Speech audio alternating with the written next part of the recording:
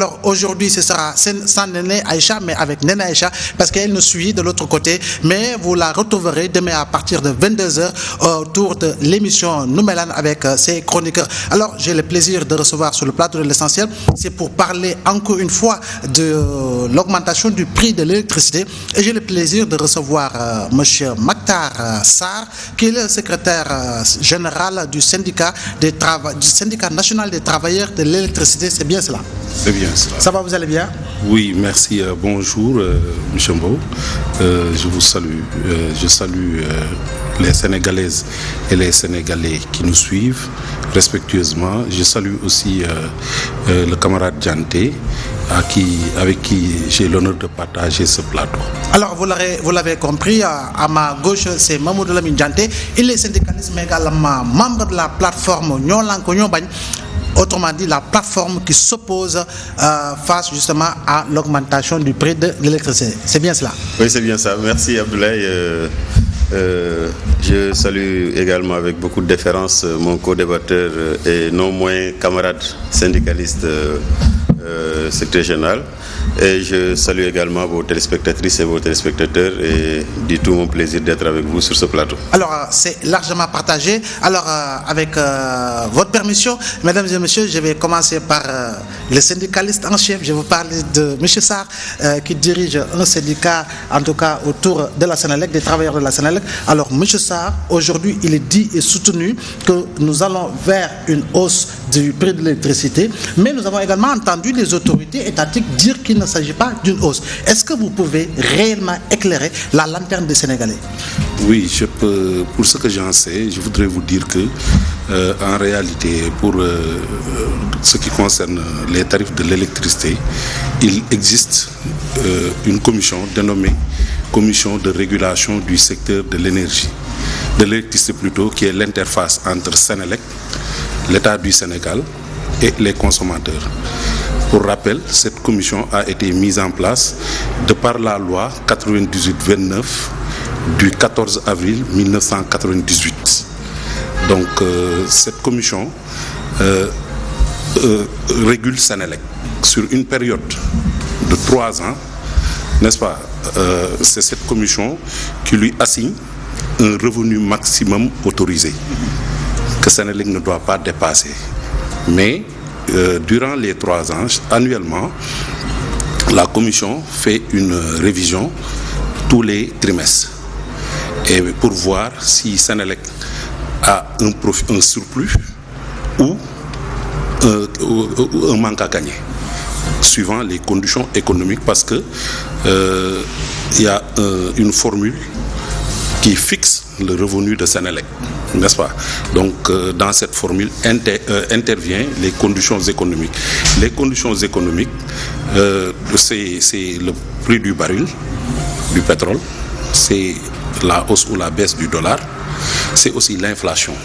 Voilà les 3 facteurs qui entrent dans ce qu'on appelle communément les conditions économiques. Maintenant, pour cette année-ci, l'État du Sénégal a pris en charge les premiers, 2e et 3e trimestres, a pris en charge par le biais d'une subvention, en fait, une partie des consommations des Sénégalais.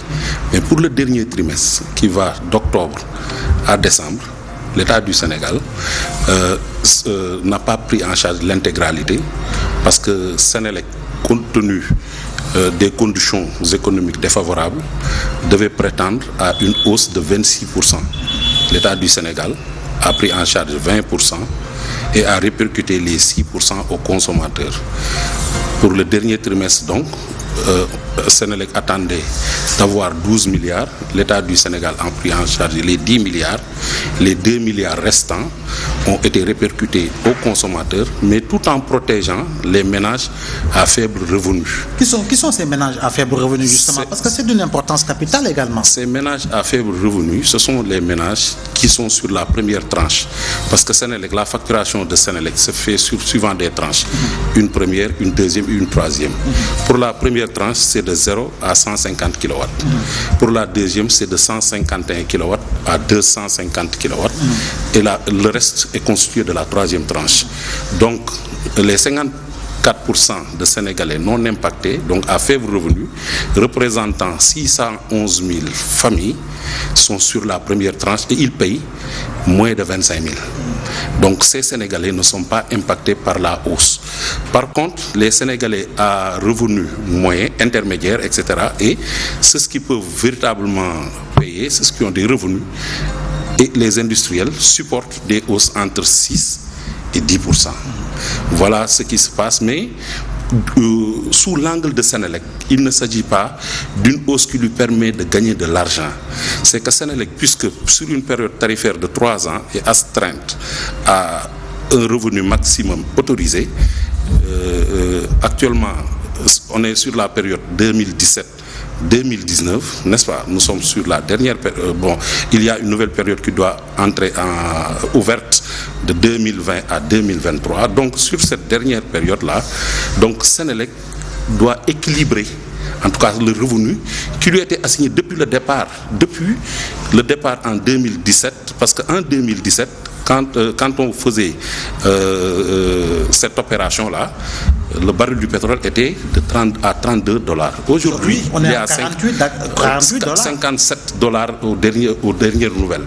Parce que c'est passé à partir de 2017, parce que c'était favorable entre 2017 jusqu'à après 2017. Juste ça, il y a eu une hausse parce que c'était très très favorable pour les périodes 2013, 2014, 2015.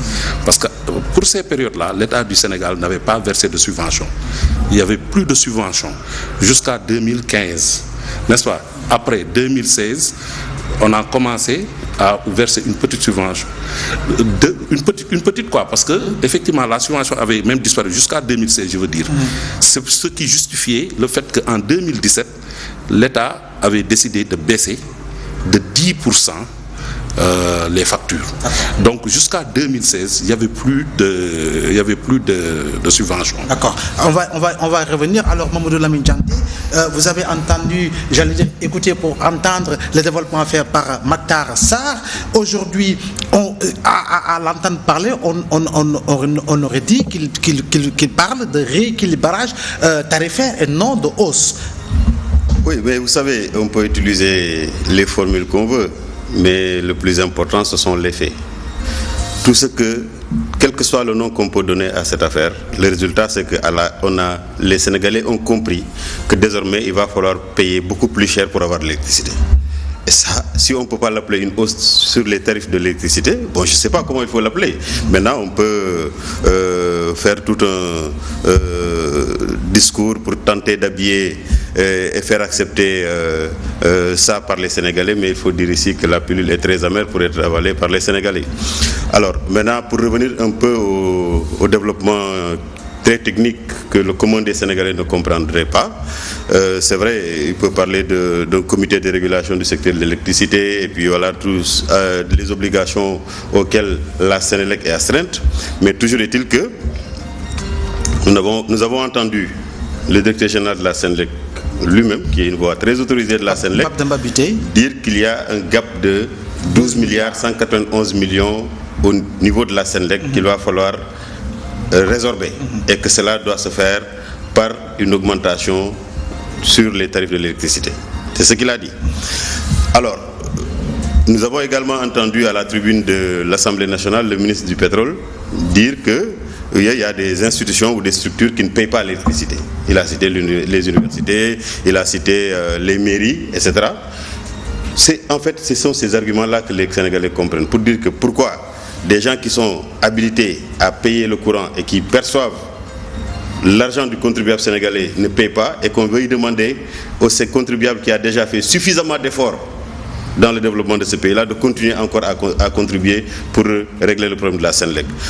Maintenant, ce que nous retenons, c'est que quand même, s'il dit que sur le dernier trimestre, il y avait un gap de 12 milliards, l'État a accepté de supporter les 10 milliards et que les 2 milliards doivent être supportés par le contribuable sénégalais. D'abord, le premier argument que je vais opposer à ça, c'est que quand même l'État du Sénégal ne peut pas être à 2 milliards près. qu'on dise la vérité aux Sénégalais. L'État du Sénégal ne peut pas être à 2 milliards près. S'il est à 2 milliards près, sur quelle période on doit pouvoir cotiser pour rembourser ces 2 milliards-là? Qu'on le dise. Or, dans la conférence de presse du directeur général de la Sénélec, il n'a pas été précis sur le délai. Il a dit que ça pourrait prendre plusieurs années. Donc nous considérons que nous sommes dans une entreprise de manipulation sans pour autant dire carrément la vérité aux Sénégalais. C'est pourquoi nous considérons qu'aujourd'hui, déjà que les Sénégalais sont sur les rotules, le pouvoir d'achat est exsangue, on ne peut pas aujourd'hui aller vers l'augmentation du prix de l'électricité. Parce que, contrairement aux autres denrées de première nécessité, l'électricité n'est pas qu'un service de consommation. L'électricité est un facteur de production. À ce titre, toute augmentation sur le prix de l'électricité va impacter sur les autres services et biens de consommation des populations. Nous considérons qu'aujourd'hui, quand même, nous avons l'obligation, tout comme nos camarades qui ont été les plus prompts à dire non à cette mesure scélérate et qui aujourd'hui sont en train de croupir dans les prisons injustement, nous considérons qu'aujourd'hui, c'est le devoir de tout citoyen sénégalais de dire non à ce renchérissement du cours de la vie pendant que véritablement le pouvoir d'achat des Sénégalais, du travailleur moyen au Sénégal n'est pas encore à mesure de pouvoir supporter toute cette augmentation sur les denrées de première nécessité. Alors, M. Sarr, nous voudrions bien comprendre comment la Sénélec en est arrivée là, aller dans le sens justement de parler de 12 milliards et quelques millions justement à recouvrer, quand on sait qu'il y a un moment, l'ancien directeur général Mamadou Matar Cissé qui était là, avait dit que les signaux étaient ouverts au niveau de la Sénélec et que la Sénélec même avait fait justement des bénéfices assez colossaux. Aujourd'hui, on nous parle justement de 12 milliards à résorber. Est-ce qu'en réalité, on dit la vérité aux Sénégalais par rapport à la situation réelle de Sénélec à un niveau conjoncturel, mais également structurel? Mais on dit exactement la vérité aux Sénégalais. Il ne faut pas faire une corrélation entre la hausse actuelle et les résultats de Sénélec, qui sont des résultats certifiés par des cabinets. Annuellement, Sénélec et les comptes de Sénélec sont certifiés. C'est des résultats comptables réels. Il ne faut pas faire donc une corrélation entre la hausse actuelle et les résultats qui sont réels. La santé financière de Sénélec est très bonne, certifiée par un organisme de notation, parce que, pour rappel, tout dernièrement, Sénélec a fait recours au marché financier, n'est-ce pas?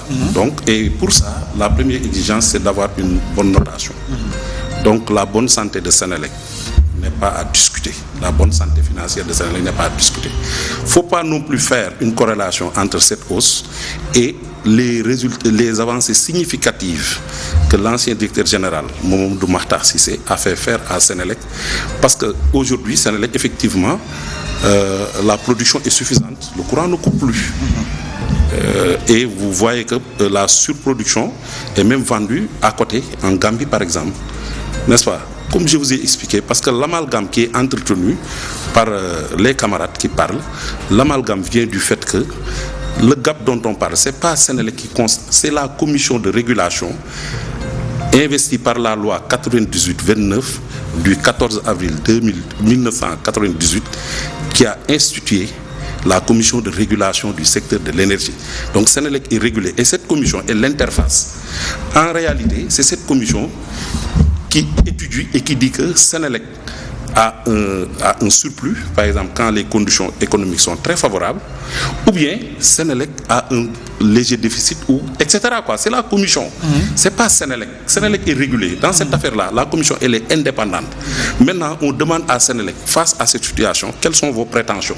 Sénélec dit, moi, pour le respect de la tranche, de la période tarifaire de 3 ans, voilà mes prétentions. Sénélec a dit, pour que je puisse continuer l'activité, pour que je puisse continuer, j'ai besoin d'une augmentation ou d'un équilibre jusqu'à hauteur de 26%. Maintenant, la commission se tourne du côté de l'État. Maintenant, 2 options se passent. Soit l'État prend entièrement en charge les subventions, ce qui s'est passé pendant plusieurs années, jusqu'à ce que en 2013, 14, 15 et 16, il y a eu absence de subvention. C'est le premier scénario. En fait, le deuxième point, c'est que l'État dise, je prends une partie, l'autre partie, je la répercute aux consommateurs. Le troisième point qui peut être envisagé, c'est que l'État dise que je ne prends pas du tout de consommation. En fait, je ne subventionne pas. Donc il y a trois cas de figure qui peuvent être étudiés. Mais pour ce qui se passe, pour 2019, l'État a pris en charge pour le dernier trimestre. Et pour l'année d'ailleurs, je vous dis que pour toute l'année, c'était 102 milliards. Donc pour les 3 trimestres, 90 milliards ont été libérés, suivant les directives de la CRSE. Donc maintenant, pour le dernier trimestre, c'est 12 milliards de gap. 90 plus. Maintenant, le dernier trimestre, c'est de quelle période à quelle période? Est-ce qu'au-delà de ce trimestre-là, on peut s'attendre à une baisse justement du coût de l'électricité? Le dernier trimestre, c'est d'octobre à décembre. Nous avons 4 trimestres dans l'année. 1er janvier, donc plus 3, vous êtes au 1er avril, plus 3, vous êtes au 1er juillet, plus 3, vous êtes au 1er octobre. C'est le dernier trimestre. Donc, pour vous dire que c'est sur ce dernier trimestre que l'État, qui a ses raisons, que moi, en tout cas, en tant que syndicaliste, ou bien en tant que travailleur de Senelec, ce qui m'importe dans cette affaire-là, c'est que l'outil continue à fonctionner. Parce que, sinon, nous, on va demander des emplois ailleurs. Or, pour que l'outil continue à fonctionner, il fallait ces 12 milliards à Senelec. Maintenant, l'État qui dit je prends en charge 10 milliards, les 2 milliards, je les répercute aux consommateurs, n'est-ce pas? Sachez qu'il y a un effort qui est... Parce que ces consommations... Maintenant, je termine sur votre question. Vous dites jusqu'à quand? Je dis une nouvelle période tarifaire va s'ouvrir. 2020 à 2023, ce sera une nouvelle période tarifaire. Maintenant, pour corriger même quelque chose qui est dit et qui est faux, l'ancien directeur général de Senelec avait assujetti une baisse possible avec la première production de gaz. C'est là où il parlait de 40 à 50%. C'est lorsque Senelec sera transformé au gaz, n'est-ce pas, qu'on pourra avoir un prix de kilowattheure très très très compétitif. Or, le gaz, la première production, on avait retenu 2022, maintenant on dit vers 2023. Donc vous voyez donc que logiquement, en tant que Sénégalais, on comprend aisément qu'aujourd'hui, un équilibre pour permettre à Senelec de continuer vaut mieux que d'arrêter.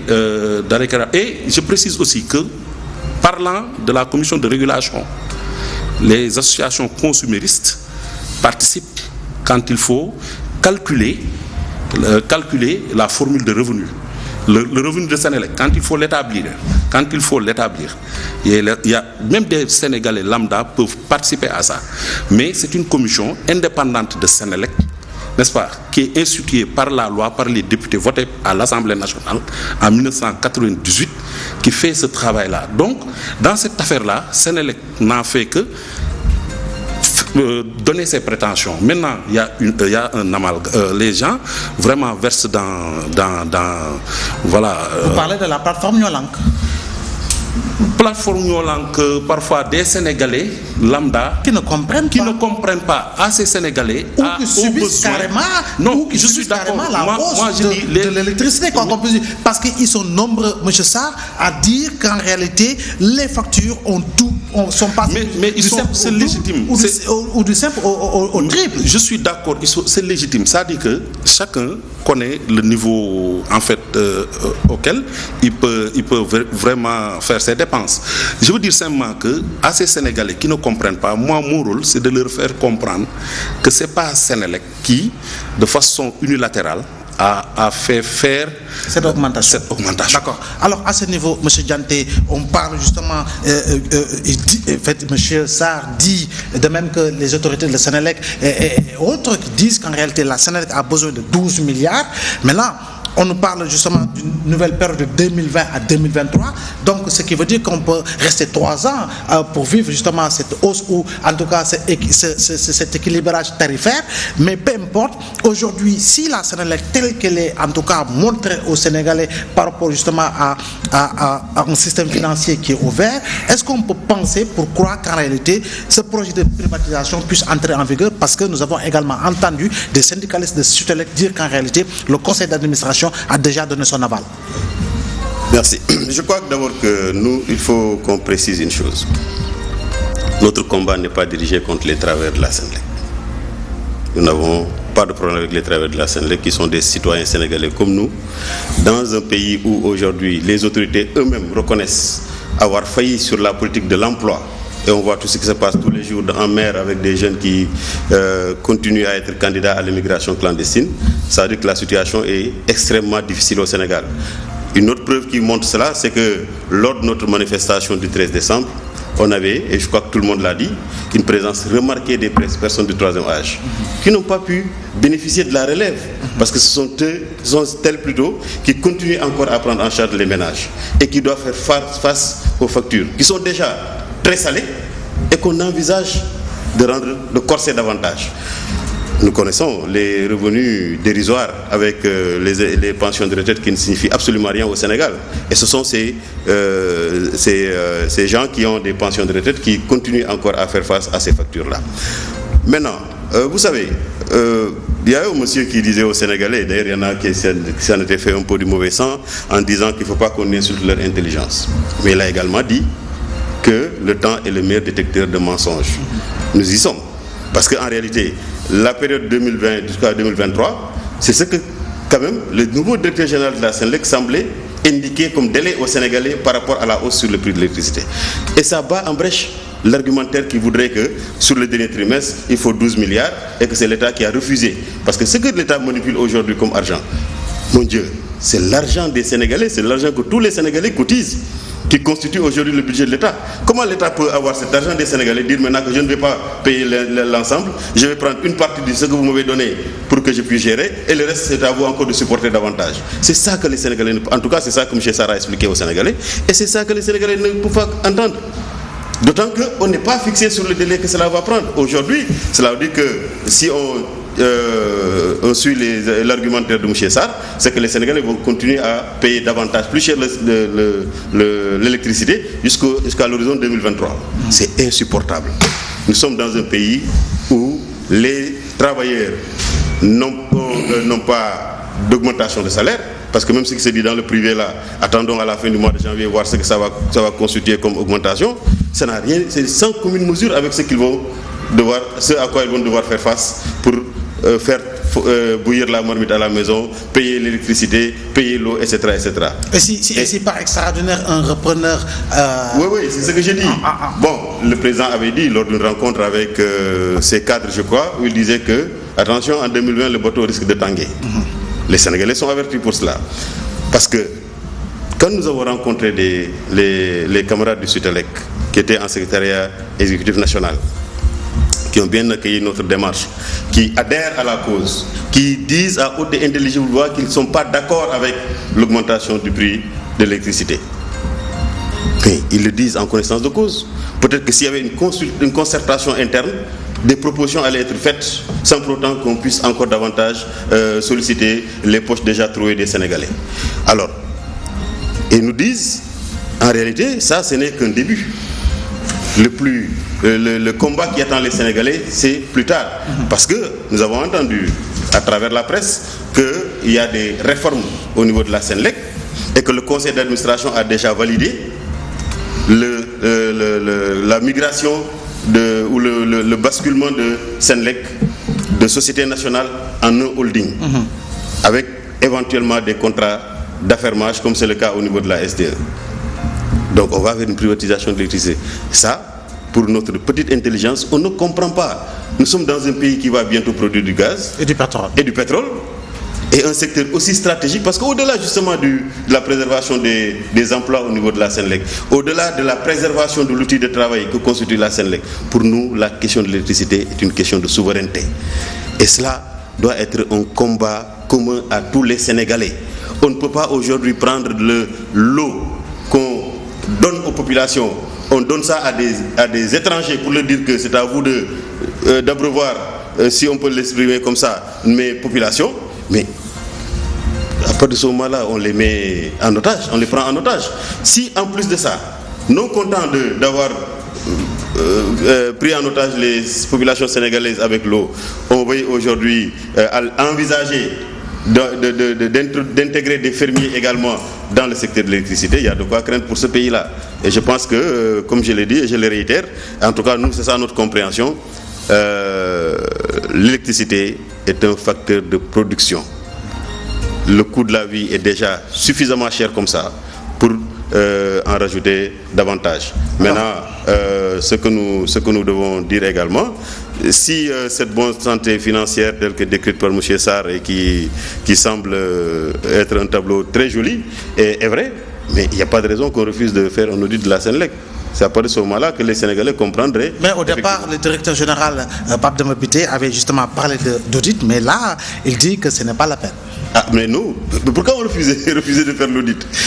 Ça, c'est un acte élémentaire de gouvernance. On n'a pas besoin d'ailleurs de demander le truc de l'audit. Si l'État estime justement qu'il a injecté beaucoup d'argent en termes de subventions à la Senelec et qu'on continue encore à les solliciter, mais là où vous mettez de l'argent, vous avez le droit de regarder comment ça se passe.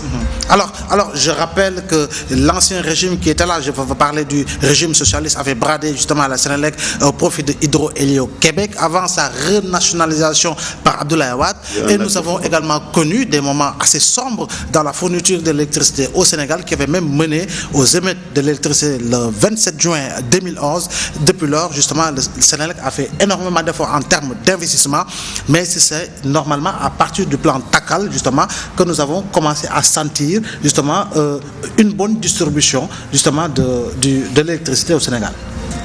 Oui, je voudrais rebondir d'abord pour corriger un peu des choses qui ont été dites. Mamadou Lamine Dianté. Par Mamadou Lamine Dianté, et il dit, M. Sarr a dit, je crois que c'est à moi de dire ce que j'ai dit. Vous pouvez avoir une mauvaise compréhension et c'est le cas, vous n'avez rien compris. Ce que je veux dire, c'est que en réalité, moi j'ai parlé de période tarifaire qui s'ouvre, qui s'était ouverte de 2017 à 2019. Une autre qui va s'ouvrir de 2020 à 2023. Mais je n'ai pas donné de deadline. Ce n'est pas moi qui vous ai dit que les Sénégalais vont payer jusqu'à 2023. Je suis là. Non, il parle, comme on dit, attendez. Vous avez dit que c'est à moi de parler. C'est à mon tour de parler, monsieur, encore une fois. Quand vous parlez... Non, on garde la sérénité. Merci beaucoup. Moi, je suis très serein. Et dans un débat, j'ai la chance, j'ai une capacité d'écoute extraordinaire. Mais j'aime pas être... non, l'ambiance n'est maintenant, pas du tout non, attendez, si vous voulez aussi, on le fait comme ça. Non, monsieur voilà, donc j'étais en train de dire j'étais en train de dire que Dianté ne peut pas me faire dire quelque chose que j'ai pas dit. Poursuivez. Voilà, donc j'ai dit simplement, j'ai parlé de période tarifaire dans un premier temps, n'est-ce pas? J'ai pas pris d'engagement pour dire que ça va s'arrêter à une période X ou à une période Y. Je veux que ce soit clair. L'autre chose, c'est que on a parlé aussi de problèmes de privatisation, n'est-ce pas? Une organisation syndicale est citée. Je crois que les gens ont la légitimité d'avoir une position par rapport à une question donnée. Mais je veux à votre gouvernement dire que la loi 98-29 du 14 avril 2018, c'est cette loi qui gouverne le secteur. Or, cette loi était votée pour ouvrir le capital de Senelec, même à des privés nationaux. Donc, faut pas... Peut-être que les gens ont une courte mémoire, ou bien certains ne le savent pas. C'est pourquoi je suis en train d'expliquer. C'est la loi de 98 qui gouverne le secteur, n'est-ce pas? Donc cette loi-là avait été votée pour ouvrir le capital. C'est ce qui fait que c'était sous le régime socialiste, vous l'avez dit. Après, en 99, il y a eu une ouverture. Hydro-Québec et Elio est venu, n'est-ce pas? En 2000, lorsque on a changé d'opérateur politique, ils sont revenus sur la privatisation. Et je vais vous dire, la première privatisation, aujourd'hui, des travailleurs de Senelec en retiennent, ont la pilule amère parce que sur la première privatisation, les travailleurs devaient avoir 10% aux francs symboliques, comme ce qui s'est passé à la Sonatel, n'est-ce pas? Il parle de SDE, effectivement, ça c'est des volontés politiques. Moi, je ne suis pas politicien, je suis syndicaliste. Pourvu que, pour une réforme, l'essentiel est que mon outil de travail soit préservé, nos emplois soient préservés, nos intérêts matériels et moraux soient préservés. Ce n'est pas à moi de m'opposer à une volonté politique. Ça, en 98, vers des années 98-99, on a souvenance de ce qui s'était passé ici au Sénégal. Effectivement. Qui était douloureux. Effectivement. Qui était douloureux. Et que les travailleurs de Sénélec ont beaucoup regretté certaines positions. Donc, moi, on ne peut pas m'emporter comme ça parce que je suis aujourd'hui présent, mais j'étais là hier. J'étais là, j'ai assisté à tout ça. Il y a des gens qui viennent d'arriver, qui ne comprennent rien du tout, mais ils peuvent prendre la position qu'ils veulent. Mais je veux simplement rappeler que c'est la loi 98-29 qui gouverne le secteur de l'électricité aujourd'hui. Maintenant, l'autre chose que je voudrais dire aussi, vous avez parlé d'audit de Pape Mademba Bitèye. Je vous rappelle que Pape Mademba Bitèye était administrateur de Sénélec. Quand on est administrateur d'une société, je pense que ce qui se passe dans cette société-là, vous la connaissez. Il a été administrateur avant d'être directeur général. Mais n'empêche, attendez, je vais vous expliquer. Justement pour votre gouvernance et pour la bonne gouvernance, aucune structure ne peut échapper à un audit. Mais attendez. L'audit, les Sénégalais peuvent demander. C'est les autorités qui organisent ou bien qui demandent à ce qu'il y ait. Moi, qu'on audite ou qu'on. Le problème, c'est pas là-bas. Je vais vous donner des éléments de réponse pour qu'on sache, parce que.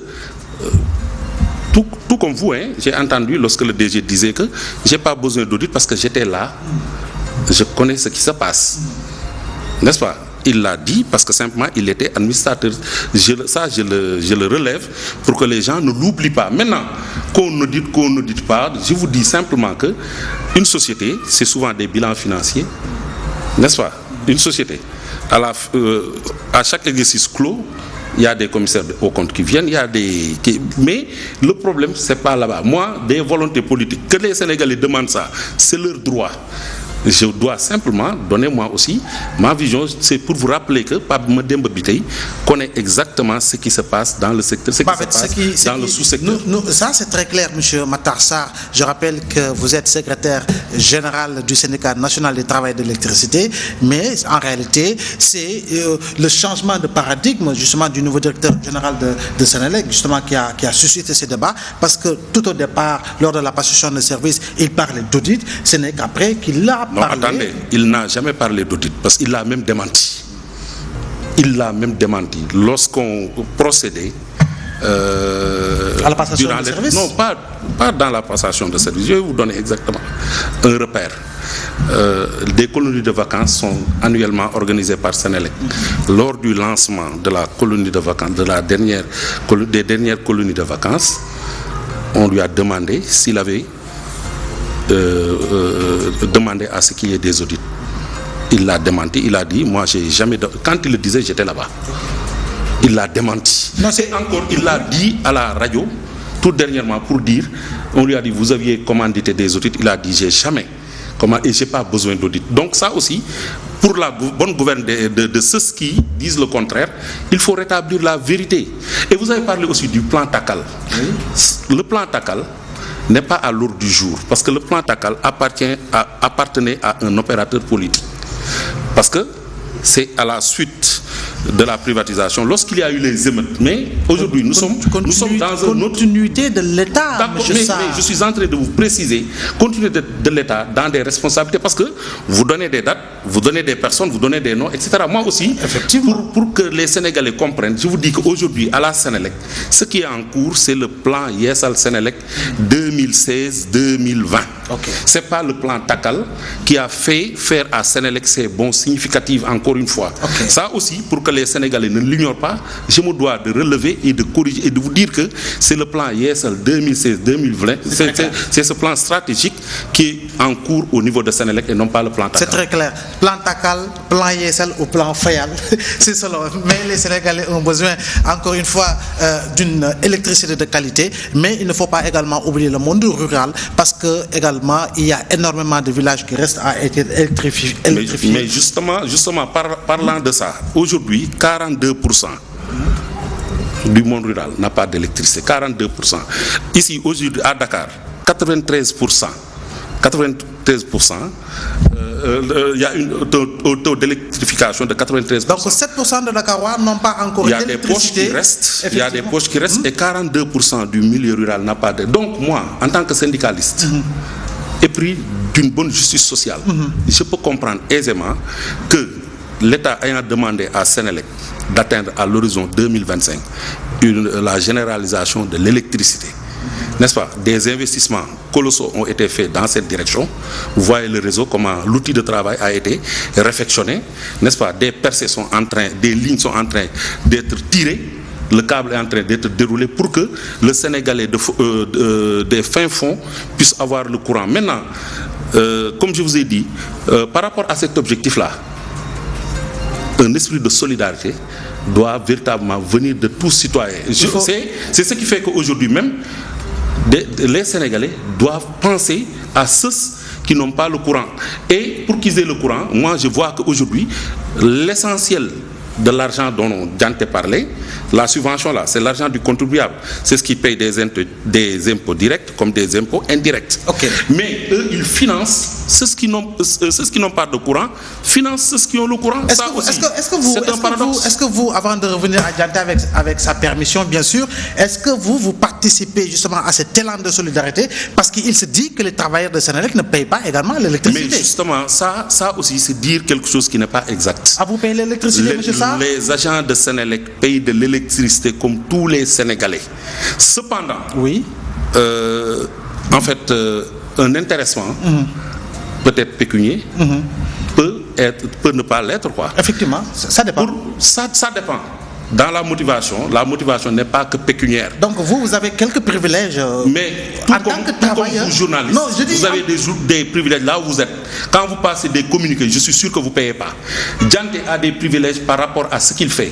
Nous, agents Sénélec, nous avons des servitudes liées à ce que nous faisons. Mais là n'est pas le problème. Le problème, c'est de voir les efforts que les agents de Sénélec font pour que le courant ne coupe pas, font pour que la qualité de service soit au rendez-vous.